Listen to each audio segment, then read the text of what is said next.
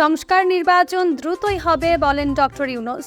বাংলাদেশের অন্তর্বর্তী সরকারের প্রধান উপদেষ্টা ডক্টর মোহাম্মদ ইউনূস বাংলাদেশে দ্রুত সংস্কার ও নির্বাচন অনুষ্ঠানের দৃঢ় প্রত্যয় ব্যক্ত করেছেন। তিনি জাপানের টোকিও ভিত্তিক নিউজ আউটলেট NHK ওয়ার্ল্ডের সঙ্গে এক সাক্ষাৎকারে এই আশাবাদ ব্যক্ত করেন।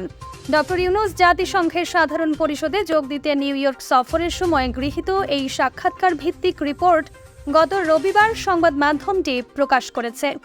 টানা 15 বছরের বেশি সময় ক্ষমতায় থাকার পর 5 আগস্ট প্রধানমন্ত্রী শেখ হাসিনার পতনের পর ইউনূস অন্তর্বর্তী সরকারের প্রধান উপদেষ্টার দায়িত্ব নেন।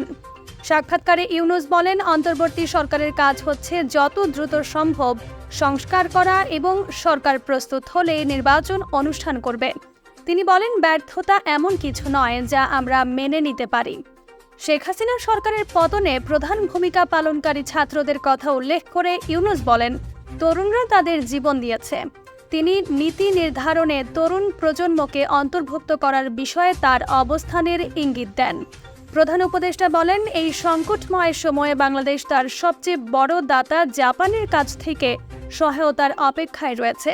তিনি জোর দিয়ে বলেন, তার দেশের অর্থনীতি পুনর্গঠন এবং বাংলাদেশে গণতন্ত্রকে দৃঢ়মূল করতে সহায়তার জন্য জাপানের সহযোগিতা অপরিহার্য।